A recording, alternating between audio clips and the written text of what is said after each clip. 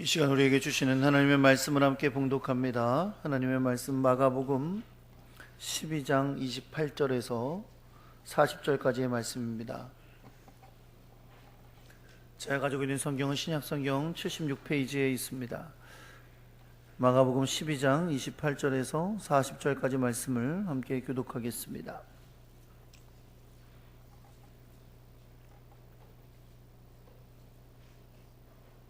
서기관 중 한 사람이 그들이 변론하는 것을 듣고 예수께서 잘 대답하신 줄을 알고 나와 묻되 모든 계명 중에 첫째가 무엇이니까?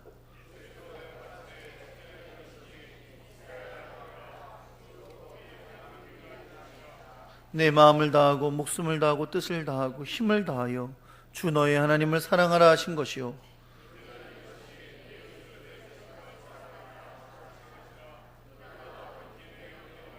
서기관이 이르되 선생님이여 옳소이다. 하나님은 한 분이시요 그 외에 다른 이가 없다 하신 말씀이 참이니이다.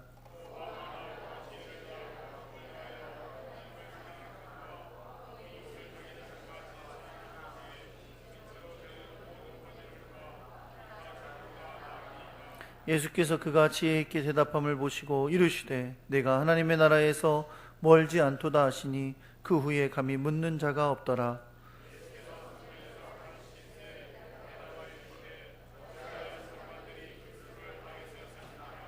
다윗이 성령에 감동되어 친히 말하되 주께서 내 주께 이르시되 내가 내 원수를 내 발 아래에 둘 때까지 내 우편에 앉았으라 하셨도다 하였느니라.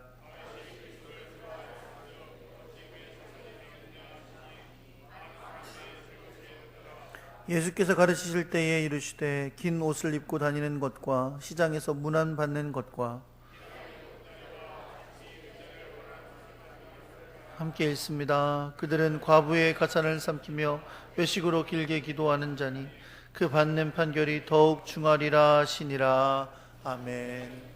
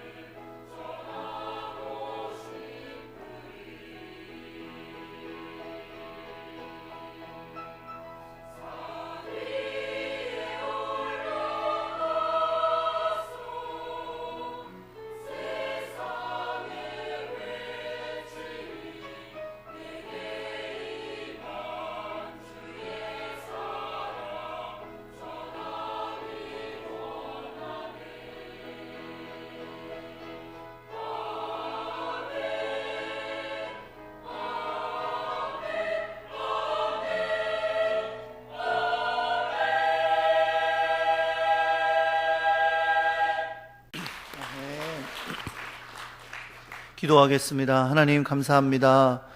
주님의 놀라운 사랑과 은혜 앞에 우리가 서게 하여 주시고 주님의 귀한 말씀을 듣는 시간을 허락하여 주셨으니 감사합니다. 우리가 주의 말씀을 정말로 주의 귀한 사랑과 은혜 아래서 듣게 해주셔서 우리의 심령이 참 평안을 얻고 주님이 주시는 도전을 받아 새롭게 변화되는 시간이 되도록 역사하여 주옵소서. 성령이 역사하셔서 그 말씀을 깨닫는 은혜를 부어 주옵소서. 우리 주 예수 그리스도의 이름으로 기도합니다. 아멘. 옆에 계신 분들하고 인사하겠습니다. 잘 오셨습니다. 사랑합니다.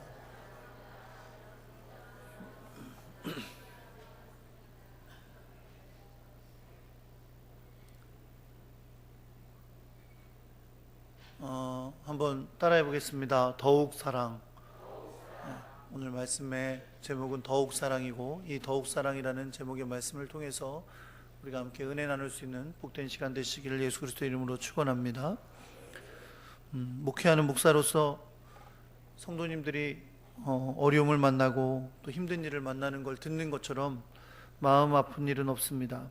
그래서 마치 농담같이 느껴지시겠지만 평소에 잘 안 나오시던 분이 새벽 기도에 나오시면 야, 너무 고맙고 반갑고 감사해야 되는데 속으로는 한쪽 끝에 그런 생각이 들어요. 혹시 무슨 일이 있으신가? 이런 생각이 들기도 하고요. 또 평소에 사모에게 전화 같은 거 잘 안 하시던 분이 전화를 하셔서 그 번호가 찍힌 걸 보면 반가워야 되잖아요. 그렇죠? 근데 속으로 아이고, 무슨 일 생겼나 보다. 그러면서 가슴이 철컹 내려앉기도 합니다. 사실 또 더 안타까운 것은 그런 힘들고 어려운 이야기를 전에 듣고 나도 그 문제를 해결해 드릴 능력이 저한테는 별로 없다는 거죠. 아프시다는데 제가 의사도 아니고, 문제가 있다는데 변호사도 아니고, 돈이 없다는데 제가 돈이 많은 무슨 은행장도 아니고, 더더군다나 대통령도 아니고 경찰도 아니고 그냥 목사거든요. 목사. 요즘 세상 사람들은 목사를 비하하느냐고 먹사라고도 하는데, 먹기도 잘 먹지만 어쨌든 결국은 목사니까 별로 할 수 있는 일이 없습니다. 그래서 허구한 날 목사님들이 하는 말이 같이 기도하겠습니다, 위에서 기도하겠습니다 라고 대답하는 거죠. 의지할 게 주님밖에 없으니까 같이 기도할 뿐입니다. 그러나 사랑하는 성도 여러분, 우리가 의지하는 그 주님은 결코 약하신 분이 아닙니다. 저는 연약하고 약한 사람에 불과하지만 우리가 믿고 섬기는 하나님은 귀하고 능하시고 천지만물을 창조하신 그 하나님이신 줄 여러분 믿으시기 바랍니다. 그래서 우리가 인생을 살면서 여러 가지 일 만나지만 그 가운데서도 주님을 의지하는 것이 참된 믿음의 사람들의 모습인 줄 믿습니다. 오늘 제가 여러분과 함께 나눌 이야기도 저는 부족한 사람이지만 이 말씀을 우리에게 주신 분은 하나님이시고 인생을 만드신 분이 하나님이시기 때문에 우리 인생에게 주시는 너무나 귀한 진리의 말씀임을 여러분 기억하시기를 간절히 소망합니다. 저는 오늘 여러분과 제가 함께 나눌 이야기가 이 진리를 아는 사람과 모르는 사람과는 너무나 다른 그 중요한 하나님 안에서 하나님께서 우리에게 주시는 생명의 말씀이라고 믿습니다. 그래서 오늘도 이 말씀을 듣는 가운데 우리가 우리 자신을 겸손히 돌아보고 하나님 앞에서 참된 진리를 발견하는 복되고 아름다운 시간 되시길 우리 주 예수 그리스도의 이름으로 축원합니다. 우리말 성경에서 서기관이라고 부르는 사람들은 본래 율법학자 혹은 율법선생 이렇게 불리는 사람들입니다. 이들은 대부분 바리새인들이고요, 구약의 율법을 아주 촘촘하게 연구해서 계명을 어기지 않기 위한 노력을 최대한 기울였던 사람들입니다. 다시 말하면 유대사회 속에서 가장 열심히 율법을 연구하고 지키려는 사람들이 바리새인들인데, 이 서기관들은 그 바리새인 중에서도 더 열심히 있고 더 열심히 율법을 연구하고 더 열심히 율법을 지키려는 노력을 기울였던 사람들이에요. 그런데 이들은 율법 학자이기 때문에 또 연구하는 일에 몰두를 많이 했던 사람들입니다. 이들이 율법을 얼마나 열심히 연구했냐면 그들이 했던 노력 중에 하나가 이런 거였어요. 구약에 있는 모든 율법을 정리해서 그 종류를 613개로 나누었습니다. 613개로 나눈 또 그 율법을 또 중요한 율법과 안 중요한 율법으로 순위를 매겼어요. 그래서 그 순위에 따라서 율법을 지키도록 사람들을 가르치고 돕고 했습니다. 얼마나 많은 연구를 하고 노력을 한 거겠어요? 그렇죠? 그런 일을 감당했던 사람들이 이 서기관이었습니다. 그 서기관 중에 한 사람이 예수님께서 우리가 지난주에 나누었던 말씀 가운데 본 것처럼 예수님과 사두개인들이 서로 논쟁하는 것을 듣고 있었습니다. 여러분은 주님께서 우리가 지난주에 함께 나누었던 이 말씀을 기억하신다면 그 논쟁이 부활에 관한 논쟁이었다는 사실을 여러분 기억하실 거예요. 근데 그 가운데 예수님께서 결론을 맺으시기를 사두개인들에게 너희는 부활을 믿지 않는 사두개인들에게 너희는 성경도 모르고 하나님의 능력도 모른다 라고 결론을 맺으셨던 것을 우리는 기억할 겁니다. 서기관은 대부분 바리새인들이라고 했잖아요. 바리새인들은 부활을 믿는 사람들입니다. 그렇기 때문에 사두개인과 예수님이 했던 이 논쟁 가운데서 나온 이 결론은 이 바리새인이었던 서기관의 입장에서는 굉장히 만족할 만한 좋은 응답이었다고 볼 수 있는 거죠. 물론 그뿐만이 아니라 예수님께서 아주 지혜롭게 대답하시는 걸 보고 항상 율법을 연구하는 학적인 사람인 이 서기관이 그것에 대해서 굉장히 만족했던 것이 분명합니다. 그래서 이 사람이 예수님이 그 논쟁을 끝내셨을 때 예수님께 다가와서 예수님께 중요한 질문을 던지게 됩니다. 근데 이 질문은 아까 제가 말씀드린 것처럼 서기관들이 율법을 연구하면서 항상 하던 연구예요. 그래서 그 연구 가운데 나온 질문이 뭐냐면, 예수님께 했던 그 질문이 뭐냐면, 가장 중요한 첫째 되는 계명이 무엇입니까? 라는 질문이었습니다. 그러니까 스타일이 항상 계명을, 하나님의 명령을 뭐가 중요하고 뭐가 덜 중요하고 이런 걸 좀 따지는 스타일의 사람들이에요. 그래서 그 중에서 가장 중요한 계명은 하나님 계명 중에 가장 중요한 계명은 뭡니까? 라고 예수님께 물은 거죠. 여러분도 혹시 그런 질문을 해보셨습니까? 네, 예수 믿고 이 성경을 믿고 살잖아요. 그렇죠? 이 성경 안에는 우리에게 주시는 수많은 하나님의 명령이, 계명이 들어 있습니다. 이 계명 가운데 무엇이 가장 중요한 계명인가?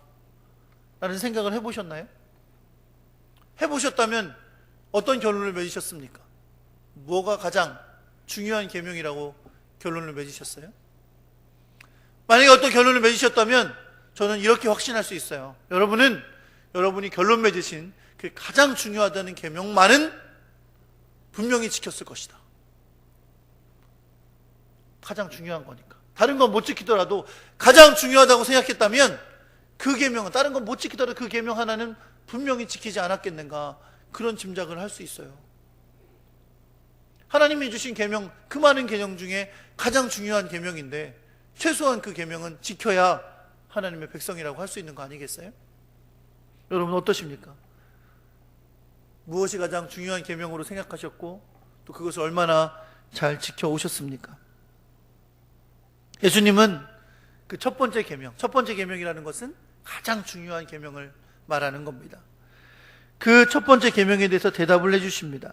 그런데 예수님이 대답해 주시는 이 대답에서 나오는 말씀은 사실 유대인들에게는 너무 익숙한 거였어요. 유대인들이 아침 저녁으로 암송하는 거였고요, 자녀들에게 시도 때도 없이 가르치던 거였어요. 그리고 문설주와 이마에도 붙이고 다녔던 거였고요, 회당 예배 때마다 암송하는 명령이었습니다. 하나님의 계명 중에 계명이고 말씀 중에 말씀인 그것이었습니다. 그것을 우리 유대인들은 쉐마라고 부르는 거예요. 쉐마라는 것은 들으라 라는 히브리어인데, 쉐마 이스라엘라고 하면서 이스라엘아 들으라 라고 명령하는 말씀이었습니다. 쉐마 이스라엘아 들으라로 시작하는 이 명령은 신명기 6장 4절과 5절의 말씀이었습니다. 오늘 본문에서 예수님은 그 말씀을 이렇게 해주고 계십니다. 이스라엘아 들으라, 주 곧 우리 하나님은 유일한 주시라. 내 마음을 다하고 목숨을 다하고 뜻을 다하고 힘을 다하여 주 너희 하나님을 사랑하라. 사랑하는 성도 여러분, 하나님께서 하나님의 백성에게 주신 명령의 본질이 이 말씀 가운데 들어 있습니다. 이 말씀은 여러분 이렇게 시작했습니다. 이스라엘아 들으라. 주 곧 우리 하나님은 유일한 주시라. 본래 신명기에 있는 말씀, 신명기 6장 4절에 있는 말씀을 그대로 표현한다면 신명기에는 이렇게 써 있어요. 우리 하나님 여호와는 오직 하나인 여호와시니. 무슨 말입니까? 하나님 외에 다른 신은 없다는 겁니다. 사랑하는 성도, 이것이 우리의 신앙의 출발점인 줄 믿으시기 바랍니다. 우리가 하나님을 믿는 것은 당연하다고 될지 모르지만 우리가 하나님을 믿는 것은 많은 신들이 있는데 그 중에 가장 좋은 신이니까, 가장 위대한 신이니까 그분을 선택하여 믿는 것이 아니라는 겁니다. 우리는 하나님을 믿습니다. 그 하나님은 유일한 하나님이십니다. 그것이 이스라엘 민족의 신앙 고백이었으며 그 신앙을 전수받은 우리의 신앙 고백입니다. 우리 하나님은 유일한 하나님이십니다. 우리 하나님은 유일한 이 세상의 신이십니다. 여러분, 이것이 우리 믿음의 본질이라는 것은 우리를 향한 우리에게 주신 우리의 믿음은, 하나님을 향하고 있는 우리의 믿음은 매우 배타적이라는 것을 뜻합니다. 여러분, 저는 개인적으로 배타적이라는 말을 별로 좋아하지 않습니다. 오늘날 이 포스트 모던 시대를 살아가고 있는 사람들은 배타적이라는 말을 싫어해요. 많은 비기독교인들이 기독교를 공격하며 비판하면서 하는 말 중에 흔히 하는 말이 기독교 너무 배타적이다. 어떻게 자기들만 구원이 있다 그러고 꼭 예수 믿어야 된다 그러고 그렇게 말한다고 이야기하곤 합니다. 그래서 반면에 포용적인 걸 좋아합니다. 이것도 다 옳고 저것도 옳고 저 사람도 옳고 나름대로 저 사람이 생각하는 것도 맞고 이렇게 포용적으로 생각하면 멋있는 사람, 훌륭한 사람, 괜찮은 사람이라고 여겨지기 쉬운 그런 세상입니다. 저는 여러분 개인적으로 우리 그리스도인들이 이 세상을 살아가면서 매우 포용적인 사람들이 되어야 된다고 생각합니다. 남을 맨날 공격하고 잡아뜯고 비판하고 싸우고 하는 사람들보다는 포용하고 안아주고 인정해주고 사랑해주고 하는 그런 사람들이 되어야 할 것입니다. 그러나 우리의 신앙에 있어서만큼은 결코 그럴 수 없습니다. 왜냐하면 성경은 분명 우리에게 우리가 믿는 하나님은 유일한 하나님이라고 말씀하고 계시기 때문에 그렇습니다. 이것은 매우 배타적인 명령이고 우리의 믿음이 바로 그 명령을 따르는 것임을 말씀해 주고 있는 것이죠. 여러분, 이 명령은 우리에게 십계명의 첫 번째 계명을 떠오르게 합니다. 십계명의 첫 번째 계명을 기억하십니까? 출애굽기 20장에 나오는 십계명에 의하면 하나님은 이렇게 말씀하셨습니다. 너는 나 외에 다른 신을 내게 두지 말지니라. 그리고 두 번째 계명을 말씀하십니다. 너희는 우상을 만들지 말라. 그렇게 말씀하시면서 하나님은 나는 질투하는 하나님이다 라고 말씀하셨습니다. 오늘날 우리에게 다른 신 혹은 우상은 어떤 다른 종교의 신 혹은 어떤 형상으로 만들어진 우상 같은 것만을 말하는 것이 아닙니다. 여러분, 하나님은 질투하는 하나님이십니다. 오늘날 우리에게 우상은 물질이나 명예나 권력이나 그 어떤 것 가운데 있는 하나님보다 더 사랑하는 겁니다. 그 모든 것을 하나님보다 더 사랑하는 것, 하나님은 그것을 용납하지 않으십니다. 이것이 하나님의 명령입니다. 하나님은 질투하는 하나님이십니다. 아주 심하게 질투하십니다. 하나님은 하나님보다 더 사랑하는 것을 우리에게 용납하시는 말씀을 하신 적이 없습니다. 여러분, 이것을 기억하면서 예수님께서 말씀하시는 첫 번째 계명, 다른 말로 하면 가장 중요한 계명을 주목하여 보시기를 소망합니다. 예수님은 신명기 6장 5절에서 그 당시의 표현의 말씀을 이렇게 인용하여 설명하셨습니다. 내 마음을 다하고 목숨을 다하고 뜻을 다하고 힘을 다하여 주 너의 하나님을 사랑하라. 너무 많이 들어서, 너무 흔하게 들어서, 너무 당연하게 들어서 쉽게 읽고 쉽게 외우고 말하는 계명이지만, 사랑하는 성도 여러분, 이것이 하나님이 그의 백성에게 요구하시는 첫 번째 그리고 가장 중요한 계명입니다. 그리고 이것은 사실상 모든 계명의 요약판이라고 할 수 있습니다. 이 계명을 지키기 위해서 수많은 계명이 존재하는 겁니다. 마음과 목숨과 뜻과 힘을 다하여 하나님을 사랑하는 것. 다시 말해서 인간에게 주신 그 모든 것을 다해서 하나님을 사랑하라는 명령을 우리에게 주신 것입니다. 사랑하는 성도 여러분, 하나님을 사랑하는 명령은 다른 여지가 없습니다. 이런 상황에선 이렇게 사랑해라, 저런 상황에선 저렇게 사랑해라, 이럴 때는 이렇게 하고 저럴 땐 저렇게 하고, 혹시 이런 일이 있으면 잠깐 쉬었다가 사랑하고, 그런 여지를 하나님 우리에게 주신 적이 없어요. 마음과 목숨과 뜻과 힘을 다해서 하나님을 사랑하라고 하십니다. 이 말은 무슨 말입니까? 하나님보다 더 사랑할 수 있는 그 어떤 것도 여지를 주지 않으시는 거예요. 하나님이 그 어떤 것보다 두 번째 순서가 되고 세 번째 순서가 되는 걸 용납하시지 않는 거예요. 그 표현입니다. 어떻게 해요? 마음을 다하고 목숨을 다하고 뜻을 다하고 힘을 다해서 내 하나님 여호와를 사랑하라. 다른 여지는 없다. 하나님이 첫째다.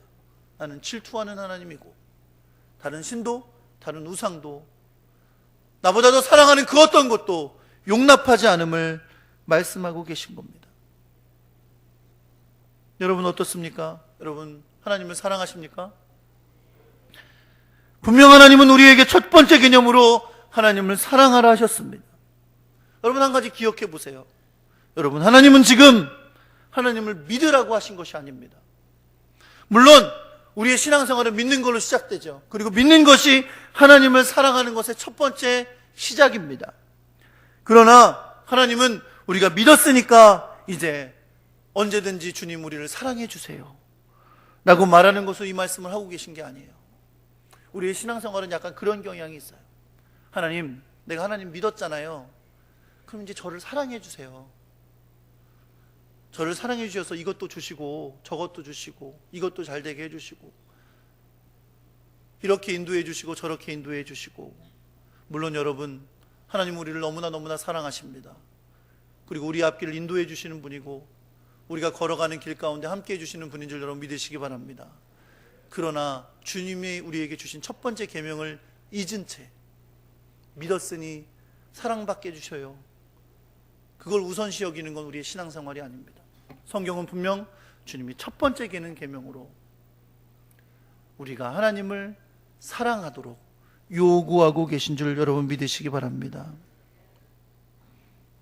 그렇다면 우리는 어떻게 하나님을 사랑합니까? 어떻게 우리가 하나님을 사랑하는지 나타냅니까? 요한복음 14장 21절에 보면 예수님은 이렇게 말씀하셨습니다. 나의 계명을 지키는 자라야 나를 사랑하는 자니 나를 사랑하는 자는 내 아버지께 사랑을 받을 것이요 나도 그를 사랑하여 그에게 나를 나타내리라. 나의 계명을 지키는 자가 나를 사랑하는 자다, 주님을 말씀하십니다. 그리고 나를 사랑하는 자는 내 아버지께 사랑을 받을 것이고 나도 그를 사랑하여 그에게 나를 나타내리라 하십니다. 여러분 거꾸로 생각하지 않으셔야 돼요. 우리가 주님의 사랑을 이미 받았음에도 불구하고 사랑을 받으려고만 해서는 안 돼요. 우리의 신앙생활은 먼저 하나님을 우리가 사랑하는 건 줄 믿으시기 바랍니다. 그리고 우리가 하나님을 사랑하는 것은 주님의 계명을 지키는 것으로 드러나는 겁니다.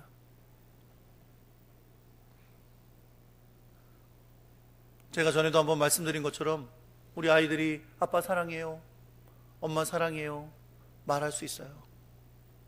그런데 여러분 진정한 사랑은 삶으로 드러나는 거죠. 말로는 엄마 사랑해요, 아빠 사랑해요 하면서 말은 뭐같이 안 들어. 뭐같이 여러분끼리 생각하세요. 그러면서 엄마 사랑해요, 아빠 사랑해요, 그게 진실이라고 할 수 있겠어요? 우리가 여러분 입으로는 하나님 사랑해요, 하나님을 믿겠습니다, 하나님 의지합니다, 하나님 정말 주님을 너무나 사랑합니다 라고 말하는데 예배는 맨날 빠뜨리고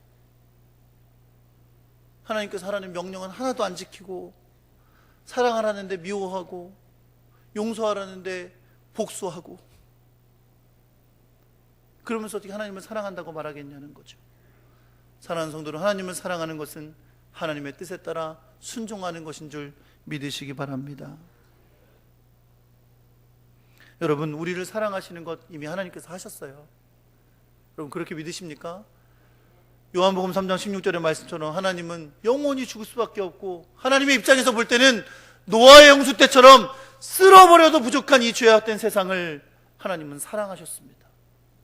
그리고 이 세상을 구원하시기 위하여 독생자 예수 그리스도를 이 땅에 보내주셨고 물과 피를 다 흘리고 십자가에서 죽게 하심으로 말미암아 영원히 죽을 수밖에 없는 우리의 형편을 그 죄를 씻어주심으로 말미암아 구원받게 하신 줄 여러분 믿으시기 바랍니다. 너무나 큰 사랑을 주님 우리에게 이미 주셨습니다.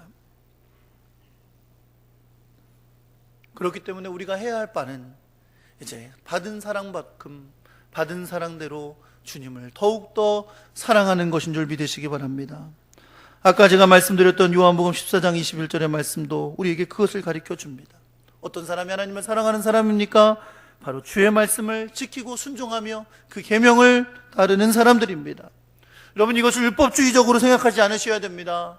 내가 억지로 그래도 하나님을 사랑하니까 억지로 지켜야지, 그것이 아니라 하나님을 사랑하는 사람은 하나님의 계명을 기뻐합니다. 그 계명을 지키고 싶어하고 하나님을 기쁘시게 하고 싶어합니다. 하나님의 계명을 지키는 자가 하나님을 사랑한다는 것은 그런 뜻이에요. 계명을 지키는 사람이 진짜 하나님을 사랑하는 사람임을 표현하고 있는 것입니다. 그래서 내가 하나님의 계명을 기뻐하기 때문에 내 마음을 다하고 뜻을 다하고 성품을 다해서 하나님이 원하시고 기뻐하시는 그 일을 동참하고 참여하고 또 순종하며 살아가게 되는 것입니다. 자, 여러분 이 말씀을 기억하면서 주님께서 가장 중요한 계명이라고 하셨던 명령 가운데 두 번째 말씀을 이어가 보겠습니다. 여러분 기억하실 것은 이 명령은 첫 번째 것은 첫 번째고 두 번째 건 두 번째 거라는 것이 아니라 가장 중요한 계명의 두 가지 차원을 얘기하는데, 첫 번째는 하나님을 사랑하라는 것이었고 두 번째는 내 이웃을 내 자신과 같이 사랑하라는 것이었습니다. 이 본문의 계명은 레위기 19장 18절에서 인용한 겁니다. 이웃을 자기 자신과 같이 사랑하라 하셨습니다.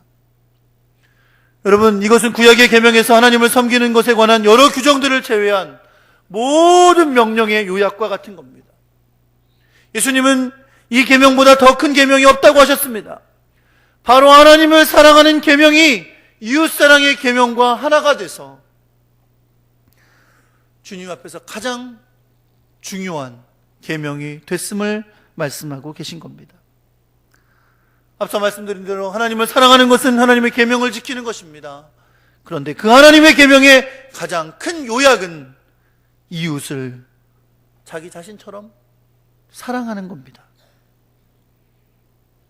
사랑하는 성도 여러분, 하나님은 우리를 먼저 사랑하셨습니다. 그리고 우리를 위하여 십자가를 지신 예수 그리스도 안에서 우리로 구원받게 하셨습니다. 그 사랑의 확증으로 우리에게 주신 은혜를 따라서 우리도 하나님 앞에 이웃을 사랑하는 자로 서기를 원하시는 줄 여러분 믿으시기 바랍니다. 우리를 위해 십자가를 지신 예수님은 이 사랑을 한 발 더 나아간 명령으로 우리에게 주셨습니다. 요한복음 13장 34절 35절의 말씀에 보면 예수님은 우리에게 새 계명을 주셨다 그랬어요. 새 계명을 너희에게 주노니. 사실은 새 계명이 아니죠. 아까 레위기 말씀에도 서로 사랑하라는 말씀이 있었잖아요. 그런데 이 계명을 새 계명이라고 말씀하시면서 뭐라고 하십니까? 서로 사랑하라. 내가 너희를 사랑한 것 같이 너희도 서로 사랑하라. 거기에 사랑의 크기를 덧붙이셨어요. 뭐라고요? 내가 너희를 사랑한 것 같이. 예수님은 우리가 서로 사랑하는 것을 명하시는데 주님이 우리를 위하여 십자가를 지실 만큼 사랑하신 것 같이 서로 사랑하라고 말씀하십니다. 그리고 우리에게 뭐라고 명령하십니까? 너희가 서로 사랑하면 이로써 모든 사람이 너희가 내 제자인 줄 알리라 라고 말씀하셨습니다. 요한일서 4장 19절에서 21절의 말씀에 보면 이런 말씀이 있습니다. 우리가 사랑함은 그가 먼저 우리를 사랑하였습니다.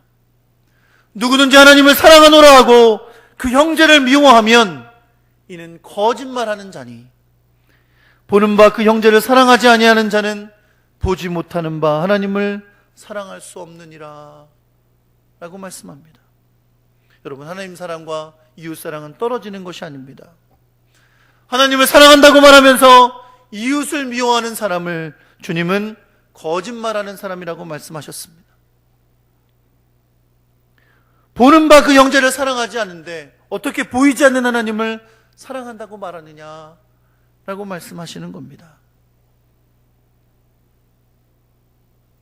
예수님께서 하신 이 대답을 들은 서기관은 이 모든 것을 옳다 하면서 그것을 표현하기를 하나님을 사랑하고 이웃을 사랑하는 것이 그 어떤 번제물과 다른 제물을 드리는 것보다 더 낫다고 고백하고 있습니다. 예수님은 이런 지혜로운 답변을 들으시고 나서 그에게 이렇게 말씀하십니다. 내가 하나님 나라에 멀지 않도다 라고 칭찬하셨습니다.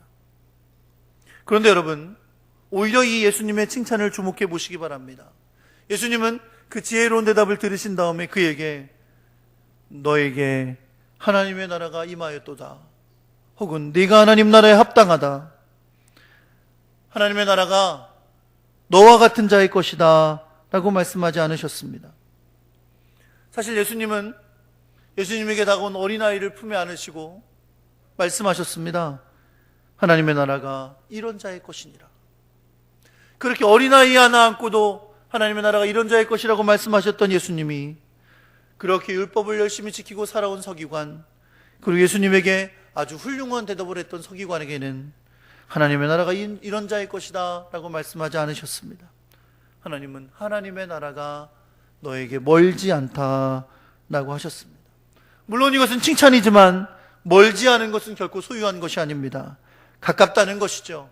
희망적이긴 합니다. 그러나 결론은 아직 아니라는 겁니다. 왜 그랬을까요? 비록 그가 훌륭한 대답을 했을지라도 그에게 요구되는 아주 중요한 것을 그는 이루지 못했기 때문입니다. 그는 예수님을 좋은 선생님으로는 인정했지만 아직 하나님의 아들 주 예수 그리스도로 영접하지 않았기 때문에 그렇습니다. 예수님과 서기관들의 대화 뒤에 나오는 서기관들에 대한 예수님의 말씀들을 보면 도움이 됩니다. 35절에서 37절의 말씀에 보면 서기관들이 그리스도를 다윗의 자손이라 하시는 것을 예수님이 지적하십니다. 그러면서 그리스도는 다윗이 주라 고백했던 그런 분임을 가르쳐 주시면서 그리스도는 다윗의 후손이 아니라 다윗의 뿌리에서 나셨을지라도 영원한 하나님 되심을 가르쳐 주십니다. 아마 예수님께 와서 좋은 대답을 했던 서기관도 기본적으로는 이런 고백을 하고 있었을 것입니다. 그 다음에 이어지는 38절에서 40절의 말씀은 서기관들에 대해서 주님이 말씀하십니다. 이들은 높은 자리를 좋아하는 외식하는 자들이다 하십니다. 그들은 그렇게 율법을 열심히 연구하고 지키려고 했지만 그들의 모습은 매우 외식적이었습니다. 높은 자리를 탐하고 과부의 가산을 삼키며 외식적으로 기도하는 형식만 가진 신앙인이었습니다. 아마 오늘 예수님께 와서 질문을 했던 서기관도 그런 무리들 중에 한 명이었을 겁니다. 또한 그런 외식적인 경향을 가진 서기관이었을 것입니다. 조금 더 나은 사람이었을 수는 있습니다. 그러나 그런 사람들 중에 속한 사람이었다는 사실은 부인할 수 없습니다. 비록 그의 대답이 훌륭했기 때문에 그의 고백대로 살아간다면 그는 하나님의 나라에 멀지 않은 것은 분명합니다. 그러나 진정으로 하나님의 나라를 소유하려면 그에게는 예수가 하나님의 아들, 우리 주 그리스도이심을 믿는 믿음이 있어야 했습니다. 그리고 외식적이고 형식적인 신앙이 아니라 삶으로 드러내는 진정으로 하나님을 사랑하는 것을 나타내는 신앙이 있었어야 했습니다. 여러분, 이제 말씀의 결론을 맺으려고 합니다. 여러분, 이 세상에는 수많은 그리스도인들이 있습니다. 신앙적인 형식과 외식적인 모습을 가진, 외적인 모습을 가진 그런 신앙인들은 굉장히 많이 있습니다. 근데 여러분, 우리 마음 가운데 한 가지 질문을 던지게 됩니다. 정말 진정으로 주님이 명령하신 대로 예수 그리스도 안에서 하나님을 사랑하는, 목숨을 다하고 뜻을 다하고 성품을 다하고 힘을 다하여 하나님을 사랑하는 성도는 얼마나 될까요? 사랑하는 반석교회 성도 여러분, 하나님의 백성이 된다는 것은 하나님의 놀랍고 크신 사랑을 받은 것입니다. 그리고 그것은 하나님께서 보내사 우리를 위하여 대신 죽게 하신 예수 그리스도의 십자가로 인해 나타난 것입니다. 우리를 그렇게 사랑하셨던 하나님은 오늘도 우리에게 명하십니다. 예수 그리스도를 사랑하라 하십니다. 뜻과 마음과 힘과 모든 것을 다하여 주님을 사랑하라 명하십니다. 예수님을 사랑하는 것이 하나님을 사랑하는 것이라 하시면서 그를 사랑하는 것은 또한 그의 계명을 지키는 것이라 하십니다. 그리고 그 계명은 이웃을 예수님이 우리를 사랑하셔서 십자가를 지신 것 같은 사랑으로 사랑하는 것이라 말씀하고 계십니다. 여러분, 소원 있으십니까? 소원 있으시죠? 기도 제목도 있으신가요? 소원이 기도 제목이죠. 우리 예수 믿는 사람들이. 한 가지 여쭤볼게요. 여러분의 기도 제목 가운데 혹은 소원 가운데 주님을 더욱 사랑하는 것은 몇 번째 기도 제목입니까? 여러분 기도의 제목 가운데 예수님처럼 이웃을 사랑하고자 하는 것은 몇 번째 기도 제목입니까? 여러분, 사랑하는 것은 우선권을 두는 겁니다.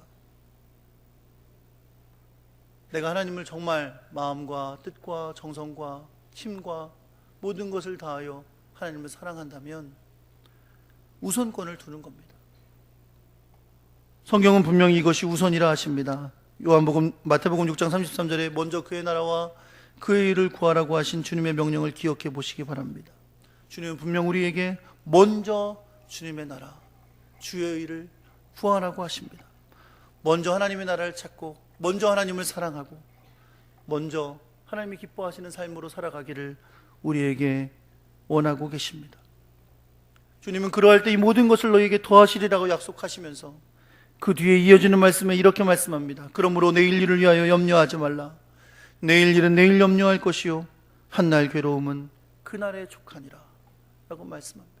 먼저 주님의 나라와 주의 일을 구하고 하나님을 사랑하고 하나님의 뜻을 구하고 하나님을 의지하고 그것이 먼저라는 거예요. 그러면 염려를 내려놓고 주님을 의지할 수 있음을 우리에게 말씀하고 계십니다. 더욱 예수님을 사랑하는 것, 그것이 진정 가장 먼저 구할 것이 되시기를 우리 주 예수 그리스도의 이름으로 축원합니다. 그것이 여러분과 저를 만드시고 구원하신 하나님의 뜻입니다. 고린도후서 5장 15절 말씀에 이렇게 말씀합니다. 저가 모든 사람을 대신하여 죽으신 것은 산자들로 하여금 다시는 저희 자신을 위해 살지 않고 오직 저희를 대신하여 죽었다가 다시 사신 자를 위하여 살게 하려 함이니라. 사랑하는 성도 여러분, 하나님을 사랑하는 것이 먼저입니다. 하나님을 사랑하는 것이 먼저입니다. 더욱 주님을 사랑하는 것, 더욱 주님을 사랑하는 것, 그것이 여러분과 저의 첫 번째 기도 제목이 되기를 우리 주 예수 그리스도의 이름으로 축원합니다. 오늘 주님을 더 사랑하고 내일은 주님을 더욱더 사랑하고 내일 모레는 내일보다 더욱더 주님을 사랑하고 주님을 사랑하고 주님을 사랑하고 더욱 주님을 사랑하는 것이 우리 마음의 소망이 되고 기도의 제목이 돼서 날마다 더 주님께 가까이 갈 수 있는 아름답고 귀한 하나님의 백성 될 수 있기를 우리 주 예수 그리스도의 이름으로 축원합니다.